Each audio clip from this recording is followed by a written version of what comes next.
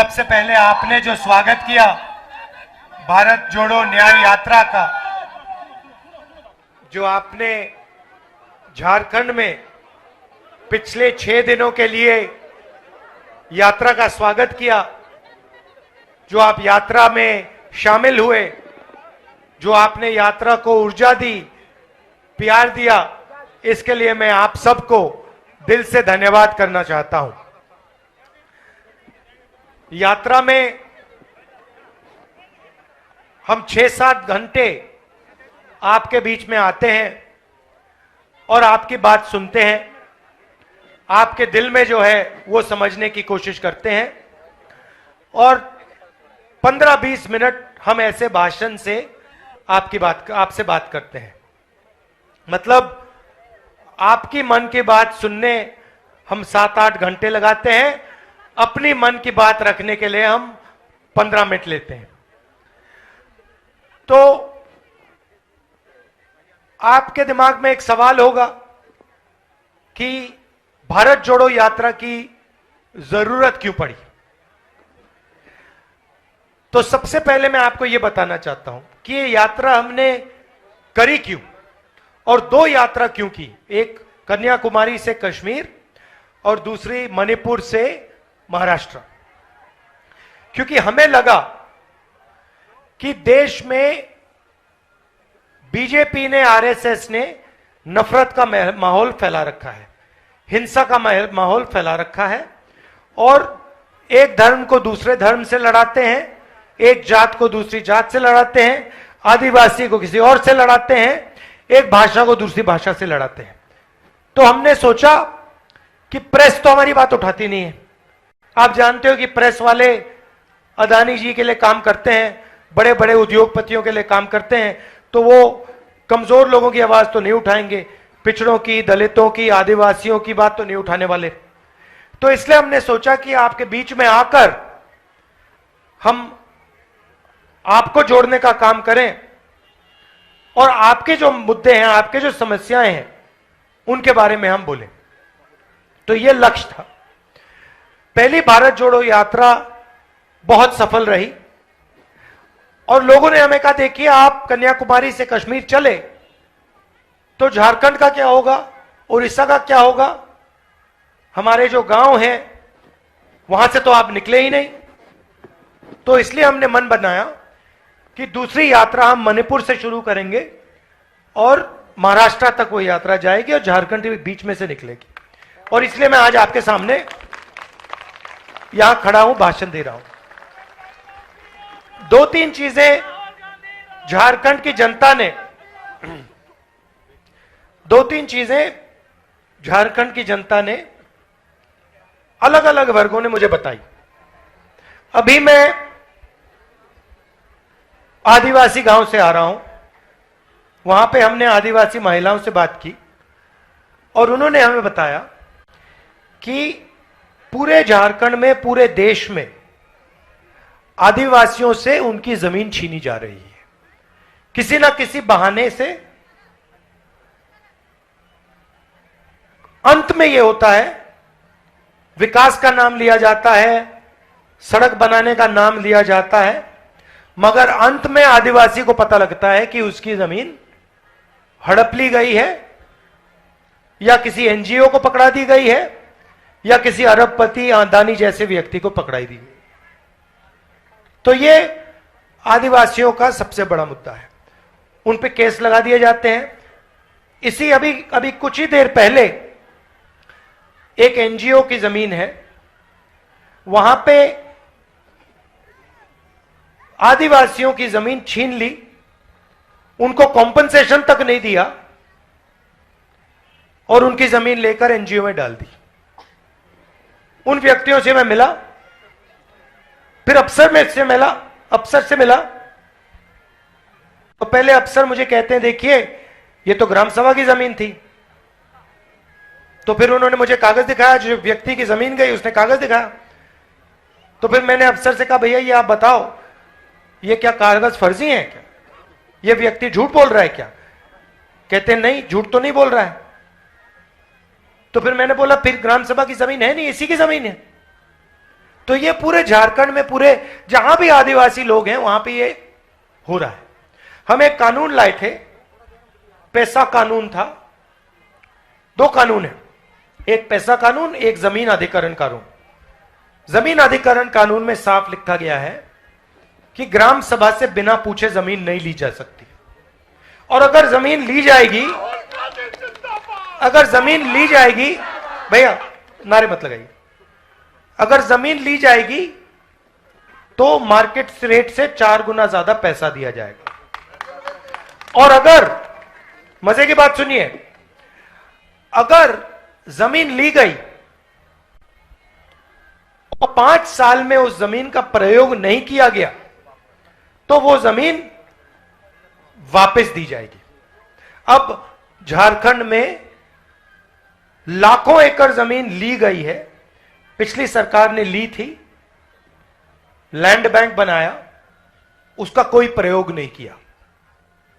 तो यहां के आदिवासियों ने मुझे कहा, और सही कहा, कि 5 साल हो गए, ये जमीन अब वापस जानी चाहिए, हमें वापस मिलनी चाहिए, किसका कोई प्रयोग ही नहीं हुआ। तो ये एक आदिवासियों के सामने सबसे बड़ा मुद्दा है। दूसरा मुद्दा सामाजिक न्याय का मुद्दा। आजकल क्या है, रिजर्वेशन में 50% का कैप लगा रखा है। आप जानते हो 50% से ज्यादा रिजर्वेशन देश में दिया नहीं जा सकता। अब किसी को नहीं मालूम कि हिंदुस्तान में किस वर्ग की कितनी आबादी है।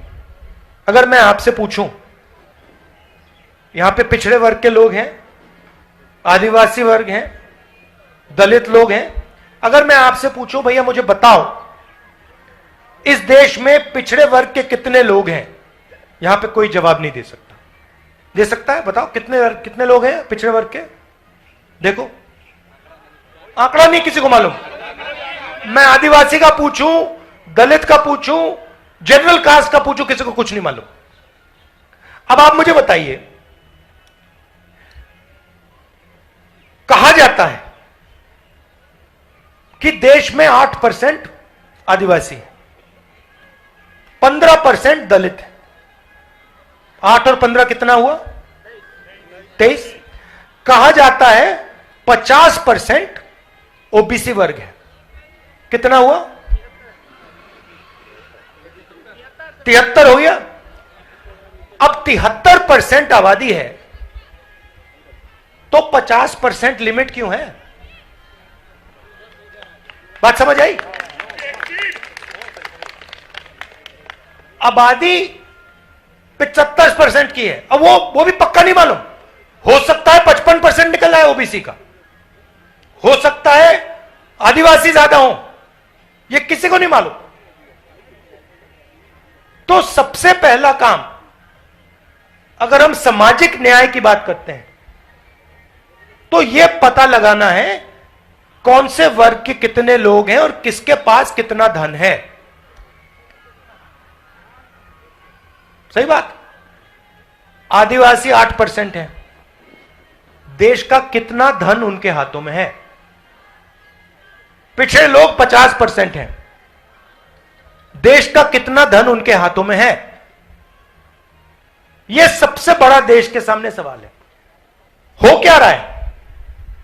हिंदुस्तान के सबसे बड़े अरबपति, आप किसी भी स्टेट में चले जाओ, मैं नागालैंड, अरुणाचल, असम, मेघालय, ये नागालैंड, झारखंड, बंगाल, सड़क पे चला हूं, हर प्रदेश में अदानी जी को कहीं ना कहीं कुछ ना कुछ दिया जा रहा है। यहां पे अदानी जी को जमीन दी गई, जमीन किससे ली गई? आदिवासियों से ली गई। और जमीन किसको गई? अदानी जी को गई। तो पूरा जमीन का ट्रांसफर हो रहा है पिछड़ों से, आदिवासियों से, दलितों से, गरीब जनरल कास्ट के लोगों से, और सीधा अरबपतियों के बैंक अकाउंट में जमीन जा रही है। तो यह पता लगाने की जरूरत है इस देश के का जो धन है वो किसके हाथ में है, क्योंकि यह तो हम मानने को तैयार नहीं है कि देश का पूरा धन 1-2% लोगों के हाथ में हो। आप मानने को तैयार हो क्या? अगर देश का पूरा धन 100-200 लोगों के हाथ में है, आप इस बात को मानने के लिए तैयार हो? अगर मानने के लिए तैयार हो तो मैं घर चला जाता हूं। बिल्कुल नहीं मान सकते। यह कैसा हिंदुस्तान है कि यहां पे करोड़ों लोग रहते हैं और पूरा का पूरा धन 5, 10, 15, 20, 50 लोगों के हाथ में है और बाकी लोग भूखे मर जाएं। बाकी लोगों को ना शिक्षा मिले, ना स्वास्थ्य मिले, ना अधिकार मिले, जमीन छीन ली जाए। ऐसा हिंदुस्तान पता नहीं आपको चाहिए, मुझे तो नहीं चाहिए। तो होगा क्या? मैं आपको 2-3 आंकड़े देता हूं। हिंदुस्तान की सरकार को 90 लोग चलाते हैं। आप जानते हो ये 90 लोग कौन है? आम जनता नहीं चलाती हिंदुस्तान को। भैया गलत फहमी में मत हो, आप अभी कोई दूसरी दुनिया में हो। आम जनता इस देश को नहीं चला रही है। अगर आम जनता इस देश को चलाती, ये देश कहां का कहां पहुंच जाता। इस देश को 90 आईएएस ऑफिसर चलाते हैं दिल्ली में। आपके घर में बजट है ना, आपके घर में पैसे आते हैं, आप निर्णय लेते हो ना कितना पैसा किस चीज में जाएगा, मतलब आप घर को चलाते हो। आपके घर में 20,000 रुपए आते हैं, आप कहते हो 5,000 रुपए मेरे खाने में जाएंगे, 5,000 रुपए मैं बच्चों की पढ़ाई में लगाऊंगा। जो भी आप ये निर्णय लेते हो तो आप घर चला रहे हो। वैसे ही हिंदुस्तान का बजट है। करोड़ों लोग जीएसटी से देश को पैसा देते हैं। ये आपने जैकेट पहन रखा है, कितने का लिया आपने? जोर से बोलो। 2100 का। इसमें जीएसटी कितनी थी? 18% जीएसटी दी। आपको पता भी नहीं लगा, आपने जीएसटी दे दी 18%, है ना। अब आप एक बताओ, अगर यह जैकेट अदानी खरीदता तो वो कितनी जीएसटी देता? एक ही जीएसटी देता, जितनी आप दे रहे हो उतनी वो देगा। आपकी आमदनी कितनी है? 40,000 जो भी है, उसकी आमदनी कितनी है? अरबों में। वो आप जितना टैक्स क्यों दे रहा है? ये अन्याय हुआ ना। कोई आदिवासी, गरीब आदिवासी शर्ट खरीद रहा है, वो 18% जीएसटी दे रहा है। उसी शर्ट को अदानी खरीद रहा है, वो भी 18% दे रहा है। तो जेब में से, आपके जेब में से जीएसटी का पैसा जा रहा है। वो जो है 90 लोग, वो निर्णय ले रहे हैं कि पैसा कहां खर्च होगा। देश का मुखिया चोर है। अभी ठहर जाओ भैया, अभी मुझे बात खत्म करने दो, फिर जो बोलना बोलना। तो ये 90 लोग निर्णय लेते हैं कि बजट का पैसा कहां जाएगा। यहां पे अस्पताल लगेगा तो ये 90 लोग निर्णय लेंगे कि भैया हिंदुस्तान के स्वास्थ्य के बजट में हमें इतना पैसा डालना है। अब मेरा आपसे सवाल है, आपने मुझे बताया ओबीसी 50%, दलित 15%, आदिवासी 8%, कितना हुआ? 73 हो गया, 73 हो गया। अब आप मुझे बताओ, आबादी पिछड़ों की 50%, वो 90 अफसर में से पिछड़े कितने? 3। 50% आबादी जो है, बजट का निर्णय कितना लेते हैं? अगर मान लो हिंदुस्तान की सरकार ने 100 रुपए खर्च किए, तो ये जो 50% वर्ग के लोग हैं, ये कितने रुपए का निर्णय लेते हैं? 5 रुपए का। दलित कितने रुपए का निर्णय लेते हैं? 1 रुपये का। और आदिवासी कितने रुपए का निर्णय लेते हैं? 10 पैसे का। तो 75% लोग 6% का निर्णय लेते हैं। तो यह पता लगाना है कि किसकी आबादी कितनी है। आपको कभी चोट लगी है? आपको चोट लगी कभी?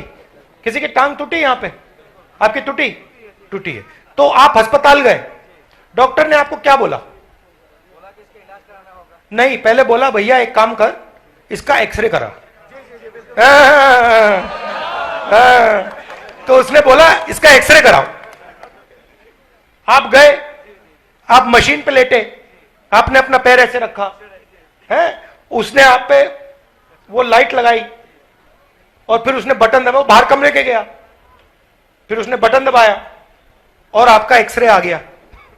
फिर डॉक्टर ने कहा हाँ भैया टांग टूटी आपकी। मतलब इलाज से पहले एक्सरे की जरूरत है। एक्सरे के बिना इलाज तो हो ही नहीं सकता। तो जाति जनगणना जो है देश का एक्सरे है। मैं चाहता हूं कि दूध का दूध पानी का पानी हो जाए, दूध का दूध पानी का पानी हो जाए, हमें पता लग जाए किसकी कितनी आबादी है और कितना धन किसके हाथों में है। सीधी सी बात। अब जैसे ही मैंने ये बात बोली, नरेंद्र मोदी जी बोलते हैं कि भाइयों और बहनों, हिंदुस्तान में सिर्फ 2 जात हैं। क्या बताओ भैया, हिंदुस्तान में सिर्फ 2 जात हैं क्या? तो जब मैंने जाति जनगणना की बात की, वो कहते हैं भैया सिर्फ 2 जात है। अच्छा अब सुनो कौन सी जात? एक गरीब है और एक अमीर है। अब मेरा मोदी जी से सवाल, भैया अगर सिर्फ 2 जात हैं तो हर भाषण में आप अपने आप को ओबीसी क्यों कहते हो? ये तीसरा जात कहां से उठा ले आए आप? तो वो नहीं चाहते कि आदिवासियों को, दलितों को, पिछड़ों को, गरीब जनरल कास्ट के लोगों को, माइनॉरिटीज को, अल्पसंख्यकों को उनका हक मिले। क्योंकि वो चाहते हैं कि जो अरबपति हैं, जो उनके खास हैं, उनको पूरा का पूरा धन दिया जाए। और होगा क्या? आप में से कोई कहेगा हां ठीक है भैया, तो दे दिया तो क्या हुआ? आप में से 2-3 लोग ये भी सोच सकते हैं कि ठीक है भैया धन दे दिया, अंबानी को दे दिया, अदानी को दे दिया, तो क्या? मैं बताता हूं आपको, जितना धन उनको जाएगा उतना कम रोजगार पैदा होगा। तो ये जो सब यहां ये सब युवा खड़े हैं ना, आपको रोजगार नहीं मिलने वाला। वो चाइना का माल यहां बेचेंगे, चाइना से माल खरीदेंगे, यहां बेचेंगे। आप चाइना के माल के लिए पैसा दोगे, रोजगार कहां बनेगा? हिंदुस्तान में, चाइना में? चाइना में। आप अपने जूते के नीचे देख लो, शर्ट के पीछे देख लो, फोन के पीछे देख लो, made in China, made in China, made in China, made in China, सब जगह। मगर अगर छोटे उद्योगों की मदद की गई, यहां स्मॉल और मीडियम उद्योगों की मदद की गई और मेड इन इंडिया सचमुच में किया जाए, तो फिर झारखंड में सब लोगों को रोजगार मिल सकता है। तो मैं चाहता हूं 2 चीजें, 2-3 चीजें। सबसे पहले मैं चाहता हूं कि आज से 7-8 साल बाद आप अपनी शर्ट के पीछे देखो, उसके पीछे लिखा हो मेड इन झारखंड। और फिर आप देखो कि आप पूछो भैया ये कहां बन रही है शर्ट, और यहां पे एक फैक्ट्री हो, यहां गांव में जो लोग हैं वो उस फैक्ट्री में काम करें, गांव से लोग उस फैक्ट्री को चलाएं, मैनेजमेंट में हो। आप जानते हो आदिवासी, ये अदानी जी की कंपनी में पिछड़े लोग कितने, दलित कितने, आदिवासी कितने, जानते हो? एक नहीं है। आप उनकी मैनेजमेंट की लिस्ट निकालो, आपको उसमें एक ओबीसी नहीं मिलेगा, एक दलित नहीं मिलेगा, एक आदिवासी नहीं मिलेगा। जमीन आपकी जा रही है, जीएसटी आपका जा रहा है। अदानी जी को बैंक लोन मिलता है ना, कहां से मिलता है? सरकारी बैंक से मिलता है ना। सरकारी बैंक का पैसा कहां से आता है?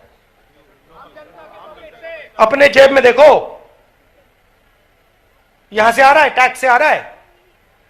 तो आप टैक्स दे रहे हो, आप पैसा दे रहे हो, आप अदानी जी को अपनी जमीन दे रहे हो।